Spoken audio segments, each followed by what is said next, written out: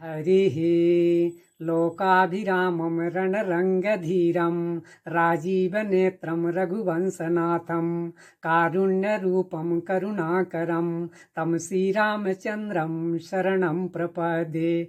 मानस प्रेमियों, श्री रामचरित मानस में भगवान के गुणगान वर्णन संग्रह में आपका स्वागत है।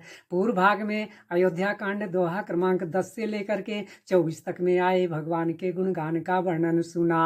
अब आज दोहा क्रमांक 25 से लेकर के 41 तक में आए भगवान के गुणगान का वर्णन सुनेंगे। कोप भवन में बैठी कैकेयी से महाराज दशरथ जी बोले कि जिनका स्वभाव बैरियों को भी प्रिय है वह राम जी माता के प्रतिकूल कैसे हो सकते हैं। जासु स्वभाव अरिहि अनुकूला सो किमि करिहि मातु प्रतिकूला। इसके बाद सुमंत्र जी राम जी को बुलाने उनके महल में जाते हैं। तब राम जी उनका पिता के समान आदर करते हैं। राम सुमंत्र ही आवत देखा आदरु कीन्ह पिता समलेखा। श्री राम जी का स्वभाव करुणामय है और अत्यंत कोमल है। पहली बार उन्होंने दुख देखा है, इसके पहले कभी कान से सुना भी ना था। तब भी समय को विचार करके राम जी ने धैर्य को धारण किया और कोमल वाणी से माता से पूछा, करुणामय मृदु राम सुभाऊ प्रथम दीख दुख सुना न काऊ। तदपि धीर धरि समऊ विचारी पूछी मधुर बचन महतारी। हे माता, मुझे पिताजी के दुख का कारण बताइए जिससे मैं उसके निवारण का उपाय कर सकूं। मोहि मातु कहु तात दुख कारण करिय जतन जहि होई निवारण।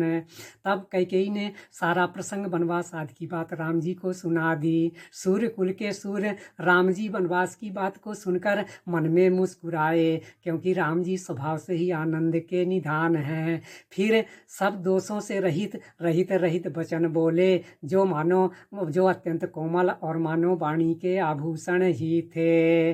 मन मुस्काई भानुकुल भानु राम सहज आनंद निधानु। बोले बचन विगत सब दूषण मृदु मंजुल जनु बाग विभूषण।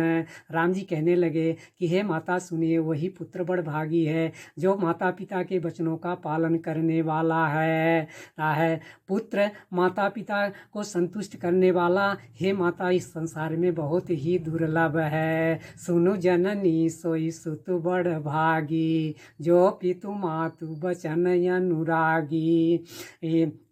तनय मातु पितु तो सनिहारा हरा दुर्लभ जननी सकल संसारा।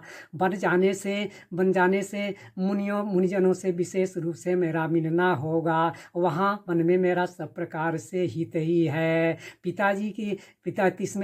उसमें भी पिताजी की आज्ञा है। अब फिर हे माता, आपकी सहमति है।